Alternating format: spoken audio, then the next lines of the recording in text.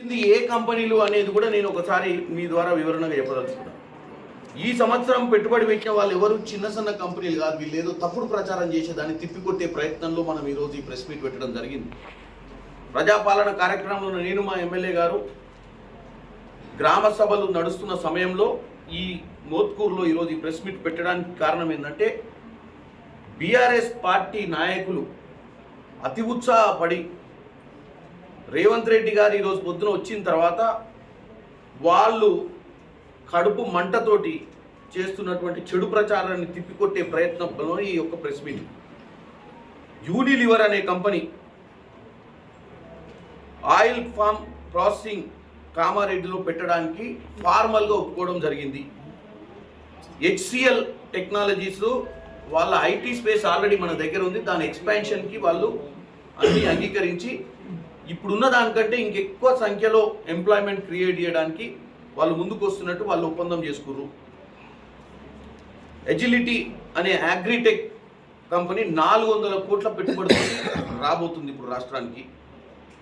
Sify technologies అనేది 2000 మెగావాట్ల data centre, artificial intelligence hubs వరంగల్లో ఇంకా చిన్న సిటీల మీద ఏదైనా ఏ సిటీ అయినా కనెక్టివిటీ ఎక్కువ ఉన్న సిటీలో మేము దగ్గర 10,000 కోట్లు పెట్టడానికి కూడా వాళ్ళు ముందు వస్తామన్నారు. ఎందుకంటే మన దగ్గర ఉన్న గొప్పతనం ఏంటంటే మన తెలంగాణలో విద్యార్థులు, ఇంజనీరింగ్ చేసిన విద్యార్థులు, ఐటీకి సంబంధించినటువంటి ప్రొఫెషనల్స్ చాలామంది ఉండడమే ఈ యొక్క కంపెనీలకు ఈ రాష్ట్రానికి రావాలన్న ఇంట్రెస్ట్. కాబట్టి వాళ్ళు 10,000 కోట్లు, స్కై రూట్ ఏరోస్పేస్ 500 కోట్లు, integrated rocket manufacturing and testing facility పెట్టడానికి, సిటిఆర్ఎల్ఎస్ అనేది 400 మెగావాట్ల డేటా సెంటర్ని 10,000 కోట్లతోటి ఇన్వెస్ట్మెంట్ పెడుతున్నారు. తర్వాత మెగా ఇంజనీరింగ్ వాళ్ళు, అంటే ఈ మెగా ఇంజనీరింగ్ అనేది హైదరాబాద్ కంపెనీ అయినా ఈరోజు భారతదేశానికి ప్రపంచవ్యాప్తంగా కూడా చాలా పెద్ద సంస్థ. 2000 ఎండబ్ల్యూ మెగావాట్ పంప్ స్టోరేజ్, ఒక GW energy storage, wellness centre 15,000 కోట్లు పెట్టడానికి ముందుకు వచ్చింది మెగా ఇంజనీరింగ్. ఉర్సా క్లస్టర్ 5,000 కోట్లు, అమెజాన్ వెబ్ సర్వీసెస్, ఈరోజు మన ప్రపంచవ్యాప్తంగా చూస్తున్నాం. అమెజాన్ అనేది అమెరికా సంస్థ, ప్రపంచాన్ని ఏలుతున్నటువంటి పరిస్థితి. డేటా సెంటర్లు పెట్టడానికి 60,000 కోట్ల దాకా పెట్టుబడి పెడతామని చెప్పి వాళ్ళ ప్రతినిధులు వచ్చి మన ముఖ్యమంత్రి వారిని, మన మంత్రి గారిని, మనకున్నటువంటి ఐఏఎస్ అధికారులను కలవడం జరిగింది. రామ్కీ గ్రూప్, అది కూడా ఒకప్పుడు తెలుగు రాష్ట్రాలకు సంబంధించిన కంపెనీ, మన దగ్గర వేస్ట్ మేనేజ్మెంట్ కూడా చేసారు గతంలో. వాళ్ళు కూడా development integrated industrial park, development eco town, dry port 5,000 కోట్లు ఇన్వెస్ట్ చేస్తామని ముందుకు వచ్చిండ్రు. ఇన్ఫోసిస్, విప్రో వాళ్ళు రెండు కూడా ఆల్రెడీ మన దగ్గర ఐటీ కంపెనీలు ఉన్నాయి, ఎక్స్పాన్షన్కి వస్తున్నారు వాళ్ళు కూడా హెచ్సిఎల్ మాదిరిగా. ఈ రెండు కూడా ఇంకా గోపాన్పల్లిలో, పోచారంలో ఉన్నటువంటి ఈ 2 కంపెనీలు, ఇన్ఫోసిస్ వచ్చి పోచారంలో ఉంది, మీరు అందరూ చూస్తారు ఇన్ఫోసిస్ ఎక్కడ ఉందో. వాళ్ళు కూడా మేము ఎక్స్పాండ్ చేసాము ఇంకా ఎక్కువ ఎంప్లాయ్మెంట్ క్రియేట్ చేయడానికి అని చెప్పి. విప్రో అనే వాళ్ళు కూడా వాళ్ళు ఎక్స్పాన్షనే, వాళ్ళది ఉన్నది గోపాన్పల్లిలో ఉంది. ఇలా పోతే సుహానా మసాలా అని centre for excellence for chilli farmers, అంటే రైతుల కోసము వీళ్ళు కూడా R&D ట్రైనింగ్ ఇన్స్టిట్యూట్ మన దగ్గర పెట్టడానికి ముందుకు వస్తున్నారు. అందరికంటే ఎక్కువ సన్ పెట్రోకెమికల్స్ పంప్ స్టోరేజ్ ప్రాజెక్ట్కి 45,000 కోట్లు, 45,500 కోట్లతోటి ముందుకు వస్తున్నట్టు ఫార్మల్ అగ్రిమెంట్ సైన్ చేసారు. JWS UAV మ్యానుఫ్యాక్చరింగ్కి 800 కోట్లు, JCK గ్రూప్ డేటా సెంటర్కి 4,500 కోట్లు, ఫిల్మ్యాన్ గ్లోబల్ హోల్డింగ్స్ డేటా సెంటర్ 15,000 కోట్లు, Maitra engineering solar 2.4 GW and module 2.4 GW unit 7,000 కోట్లు. ఇక పోతే లాస్ట్కు ఎక్లత్ హెల్త్ సొల్యూషన్ అనే వాళ్ళు కూడా ఇక్కడ ఉన్నారు, వాళ్ళు కూడా ఎక్స్పాన్షన్కి వస్తారు. ఇవన్నీ 1,78,950 కోట్లు. ఇప్పుడు వచ్చిన సమస్య ఏంటంటే ఇంత పెట్టుబడి తెస్తే మరి ఏం చేయాలని పొద్దు నుంచి నిద్రపట్టని పరిస్థితిలో ఉంది బీఆర్ఎస్ పార్టీ నాయకులు. ముఖ్యంగా వీళ్ళందరి కడుపు మంటతోటి చెడు ప్రచారం చేస్తారు. ఈ కంపెనీలు ఏవి కూడా చిన్న సన్న కంపెనీలు కాదు, నేను చెప్పిన పేర్లు. వీళ్ళందరూ కూడా దావోస్కి పోయి, దావోస్లో తెలంగాణ పెట్టినటువంటి ఆఫీస్, మనం ఇక్కడ ఒక ఆఫీస్ ఎస్టాబ్లిష్ చేస్తాం, ఆఫీస్కి ప్రత్యేకంగా వచ్చి వాళ్ళ ప్రతినిధులు రేవంత్ రెడ్డి గారిని పర్సనల్గా కలిసి ఫార్మల్గా ఒక గంట 2 గంటలు వాళ్ళకున్న అవసరాలు ముచ్చటించుకున్న తర్వాతనే ఈ యొక్క ఫార్మల్ అగ్రిమెంట్స్ చేయడం జరిగింది. ఇది చిన్న సన్న కంపెనీలు కాదు. మనం ఏదో పోయి గేట్ కాడ 4 వాచ్మెన్లను కలిసి ఫోటోలు దిగొచ్చి గేట్ కాడ బోర్డు కాడ ఫోటోలు దిగొచ్చినట్టు కాదు. ఇది వాళ్ళ కంపెనీలు అన్ని దేశాలలోకి వెళ్ళి స్విట్జర్లాండ్ దావోస్కి వచ్చి అక్కడ ఏ రాష్ట్రానికి పోతే బాగుంటుంది, రానున్న రోజుల్లో మన ఎక్స్పాన్షన్ ఎక్కడ చేసుకోవాలని ఒక మంచి ఆలోచనతో చేసేటువంటిది ఇది. ప్రెస్ మీట్లో పాల్గొన్న మన మున్సిపల్ చైర్పర్సన్ గౌరవనీయులు కవిత లక్ష్మణరెడ్డి గారు, లక్ష్మణరెడ్డి గారు, పిఎస్సిఐ చైర్మన్ వెంకటేశ్వర్ గారు, రెడ్ క్రాస్ సంస్థ జిల్లా అధ్యక్షులు గౌరవనీయులు డాక్టర్ లక్ష్మణరెడ్డి గారు, ఈ టౌన్ అధ్యక్షులు మన మున్సిపల్ వైస్ చైర్మన్ వెంకటయ్య గారు, అక్కడున్న మాజీ సర్పంచులు, గ్రామశాఖ అధ్యక్షులు, మండల స్థాయి నాయకులు, జిల్లా స్థాయి నాయకులు, మీ అందరికీ ప్రింట్ మీడియా, ఎలక్ట్రికల్ మీడియా మిత్రులందరికీ నిండుగా ధన్యవాదాలు తెలియజేస్తా ఉన్నాం. ముందుగా భారతదేశంలో తెలంగాణ కూడా ముందు వరుసలో నిలబెడతారనే సంకల్పం ఉన్న గౌరవ రాష్ట్ర ముఖ్యమంత్రి వర్యులు రేవంత్ రెడ్డి గారికి దావోస్ నుండి దాదాపు 1,70,000 పెట్టుబడి తీసుకొచ్చినందుకు వారెంట ఉన్న గౌరవనీయులు శ్రీధర్ బాబు గారు, ఇండస్ట్రియల్ మినిస్టర్ గారికి, అధికారులకు అందరు కూడా నిండుగా నా తుంగతుర్తి ప్రజల పక్షాన, నా పక్షాన హృదయపూర్వక ధన్యవాదాలు తెలియజేస్తా ఉన్నాం. ఇప్పుడు ఆ కేటీఆర్ అనే పిల్లగాడు ఇంకా పరిపక్త జదలే, తాడిసాడు పిల్లగాడు, ఆడపోయిన పిల్లగాడు. ఎందుకంటే మున్సిపల్ మంత్రి పదవి తీసుకోడు, కానీ దానికి మురిసిపోయిండు ఆయన. కానీ ఆ అలవాట్లు ఏదో చేసుకుంటే ఆయన మురిసిపోయిండు, తనే మూలపడ్డాడు. ఇప్పుడు వాళ్ళ పంచాయతీలు వాళ్ళకే ఉన్నాయి. ఇప్పుడు ఎట్లా, ఇప్పుడు ఈయన వచ్చిన కాడి బావరాడు, బావ వచ్చిన కాడికి మేము మడతలు రాదు. ఇట్లా వీళ్ళ ముగ్గురు పంచాయతీలు ముగ్గురికి ఉన్నాయి. ఈయన వాళ్ళు ఇంకా తెలంగాణలో మీరు ఏమో చేస్తారంటే, మీరేం చేసారు? 9.5 సంవత్సరాలు రాజ్యం వెళ్ళింది. 9.5 సంవత్సరాలు ఎంతమంది కోరుడు ఇచ్చారు మీరు?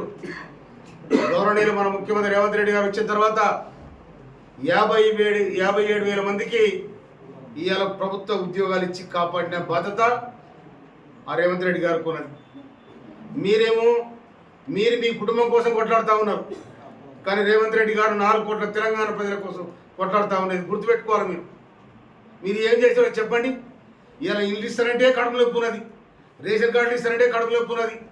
మీరు ఏం కట్టించిన ఊళ్ళలో శ్మశాన వాటికలు, బొందరగడ్డలు, వైకుంఠ ధామాలు మీరు అవి కట్టిస్తే ఆ పని చేసిన సర్పంచ్లు కూడా బిల్లు రాక చచ్చిపోయింది. ఇలా మీరు 10 ఏళ్ళలో ఒక్కరికి రేషన్ కార్డు ఇవ్వలే. ఏం చేసిరు మీరు? ఇవాళ మీరు 10,000 ఇస్తే మేము 12,000 ఇస్తా ఉన్నాం. రైతు భరోసా మీద మీరు 10,000 ఇస్తే మేము 12,000 ఇస్తా ఉన్నాం.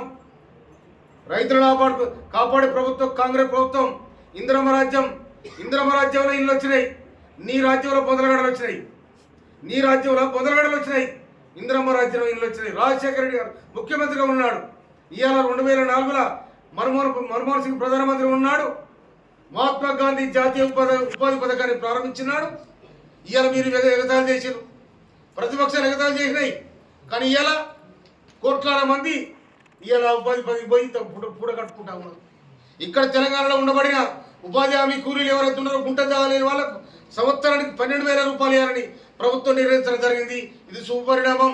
భారతదేశంలో ఏ ప్రభుత్వం కూడా ఇలాంటి ఆలోచన చేయలేదు. కేటీఆర్ గారు, మీ కడుపులో ఏముంది? మీ కడుపులో మంట ఉంటే ఇనో వాడండి. మీకు విషపూరితమైన ఆలోచనలు ఉంటే దయచేసి అర్థం చేసుకోండి. తెలంగాణ ప్రజలు ఆల్రెడీ మిమ్మల్ని తరిమి కొట్టిర్రు. మొన్న పార్లమెంట్లో కూడా డిపాజిట్లు రాలేదు మీకు. ఇంకా కూడా మీరు ఈ చిల్లర పొల్లర వేషాలు వేయకుండా వాస్తవంగా తెలంగాణ ప్రభుత్వం చేసేదాన్ని వేరే దేశాలు ఎందుకు బాగుపడుతున్నాయంటే మన దగ్గర ప్రతిపక్షాలకు కుళ్ళు కుట్రలే తప్ప మంచికి సహకరించే అటువంటి అలవాటు ఉండకుండా అయిపోయింది. వీళ్ళన్నా ఒక మంచి ప్రతిపక్ష పాత్ర పోషించాలని తెలియజేస్తున్నాను. బీఆర్ఎస్ నాయకులకు పంపించడం జరుగుతుంది కొరియర్లో. కడుపు మంటతోటి తెలంగాణ ప్రజలకు తప్పుదో పట్టించే ప్రయత్నం చేస్తున్నారు. కాబట్టి ఇది దాయితనన్న సల్లగుండి ఈ తప్పుడు మాటలు మాట్లాడకుండా ఉంటారని అనుకుంటున్నాం. తర్వాత ఒక విషయం అన్న పత్రికల ద్వారా పోయిండు. మరి ఆ మహానుభావుడు ఎందుకు తప్పుడు ప్రచారం చేస్తుండు? ఆయనకు తెలిసినంత గొప్పగా 9 సార్లు పోయిన కేటీఆర్కు వాస్తవంగా దావోస్లో విప్రో కానీ, ఇన్ఫోసిస్ కానీ, హెచ్సిఎల్ కానీ లాంటి కంపెనీలు పుట్టిగా మాట ముచ్చట చెయ్యవు. వాళ్ళు ఏమి చిన్న వ్యవస్థలు కావు. నోరు జారి మాట్లాడి ఇచ్చిన ఫార్మల్ అగ్రిమెంట్స్ని వెనక్కి తీసుకునే ప్రయత్నం చెయ్యరు. కానీ ఈయన ఒక్కడు సూట్ వేసుకొని బూట్ వేసుకొని అమెరికాలో తిరిగినా అని చెప్పి, నాకు తెలిసినంత ఇంగ్లీష్ ఎవరికి రాదని చెప్పి, ఈయన ఏదో డేటా సెంటర్ల మీద కంప్యూటర్ మీద పనిచేసినా అని చెప్పి గొప్పలు చెప్పుకునే ఈయన వాస్తవంగా తెలంగాణ ప్రజల దగ్గరికి రాగానే ఈ కుర్చీ మీద ఉన్న ఆశ, గతంలో కూడా ఈయనకు కుర్చీ మీద ఉన్న ఆశ ఇయ్యాడిది కాదు. వాళ్ళ నాయన ముఖ్యమంత్రి ఉన్నప్పుడు కూడా వాళ్ళ బావ ఇంకెవరన్నా ఫ్యూచర్లో ఉన్న లీడర్ కావద్దని చెప్పి చుట్టూ నలుగురు జమ వేసుకొని ముఖ్యమంత్రి కావాలన్న కలలు కన్న ఈ వ్యక్తి ముఖ్యమంత్రి కాకపోవడంతో కడుపు మంటతోటి ప్రతిదీ రేవంత్ రెడ్డి గారు చేసినటువంటి ఈ సంవత్సర కాల కార్యక్రమాన్ని తెలంగాణ ప్రజల ముందు తప్పుతో పట్టించే ప్రయత్నం చేస్తుండు. నేను ఒక్కటే చెప్తున్నా, మీకు కడుపు మండితే ఇవాళ నేను వాస్తవంగా ఇది ఇది దేనికి వాడతారో తెలుసు కదా, కడుపు మండితే ఇనో దాగురి. మీ కుటుంబ సభ్యులంతా ఎవరెవరైతే ఈరోజు ప్రెస్ మీట్లు పెట్టి ఈరోజు మమ్మల్ని మేము గ్రామ సభలకు పోతే కూడా గ్రామ సభలలో తిప్పి కొట్టామని చెప్పి తప్పుడు ప్రచారం చేసి మేము గ్రామ సభలు పెట్టిందే ప్రజలకు మంచి జరగాలి, ప్రజలకు ట్రాన్స్పరెన్సీ ఉండాలి, జరుగుతున్న దాంట్లో అవకతవకలు జరగద్దు, లబ్ధిదారులకు న్యాయం జరగాలని మళ్ళీ తప్పిదాలు జరుగుతున్నాయన్న ఒక హిందీ నుంచి వచ్చేటువంటి పల్సును చూసి మేము ప్రజల కోసం మంచి చేస్తుంటే దాన్ని తప్పుతో పట్టిస్తూ దాని మీద కడుపుమంట. దావోస్ నుంచి తెచ్చిన పెట్టుబడుల ఫిగర్లు చూసి తట్టుకోలేక దాని మీద కడుపుమంట. కాబట్టి నేను ఒకటే చెప్తున్నా, మీ అందరికీ కొరియర్ ద్వారా ముఖ్యంగా బీఆర్ఎస్ నాయకులు ఎవరైతే కడుపు మంటతోటి కాంగ్రెస్ ప్రభుత్వం మీద విషం జిమ్ముతుర్రో వాళ్ళందరికీ కూడా ఈ పొట్లం కొరియర్ పంపిస్తా. చల్లగా రావుర్రి, మంచిగా వండుకోరి. ఎందుకంటే మీరు ప్రజలకు ఏం చేసింది లేదు 10 ఏళ్ళల్లో. మేము చేయనీకి వస్తే కూడా మీరు తట్టుకోలేక మీ యొక్క కడుపు మంటను ప్రదర్శిస్తుర్రు. కాబట్టి నేను ఒకటే చెప్తున్నా, మీకు దయచేసి మీరు మంచి చేయడానికి కాకుండా ఇప్పుడు చేసే మంచి గురించి మీరు తప్పుగా మాట్లాడద్దు. లేదా మా ప్రభుత్వం తీసుకునే కార్యక్రమాలలో వాస్తవంగా ఎక్కడన్నా తప్పిదాలు ఉంటే ఒక మంచి అపోజిషన్ పార్టీగా మీరు ఎప్పుడైనా నిలబెట్టి మాట్లాడే అవకాశం ఉంటుంది. కానీ ప్రతి చిన్నదాన్ని పెద్దదాన్ని తప్పులో పెట్టి చూపించడానికి ప్రయత్నం చేస్తే రాను రాను మీ మీద సీరియస్నెస్ పోతుంది. అయ్యా పులొచ్చే కథ ఇది. వాస్తవంగా ఎప్పుడన్నా ప్రజలకు మంచి చెప్పాలన్న ఆలోచన ఉన్నా కానీ మీ మనసులో మీ కడుపులో మీకున్న విషము మీకున్న కడుపు మంట రేపటి నుంచి మీరు మంచిగా ఏదైనా మాట్లాడినా ప్రజలు నమ్మలేని పరిస్థితికి వస్తారు. మనం తెలంగాణను నువ్వే గొప్పగా ఎన్నోసార్లు చెప్పినావు కేటీఆర్ గారు, తెలంగాణను గ్లోబల్ సిటీ చేస్తాను, తెలంగాణను ప్రపంచ ప్రఖ్యాతి, తెలంగాణలో ఉన్నటువంటి వ్యక్తులకు ప్రపంచ ప్రఖ్యాతి పేరు, తెలంగాణలో వచ్చినటువంటి వ్యాపార సంస్థలకు ప్రపంచ ప్రఖ్యాతి పేరు రావాలని కోరుకున్న మీరు ఈరోజు రేవంత్ రెడ్డి గారితో హైదరాబాద్ కంపెనీలు దావోస్లో పోయి ఎందుకు అగ్రిమెంట్ చేసుకుంటున్నాయి, హైదరాబాద్లో చేసుకోవచ్చు కదా అని. అంటే మన వాళ్ళు ప్రపంచంలో అత్యంత పేరుగాంచినటువంటి దావోస్లో వరల్డ్ ఎకనామిక్ ఫోరంలో పోయి వాళ్ళకి కావాల్సిన అంశాలు చర్చ చేయొద్దనా నీ ఉద్దేశం?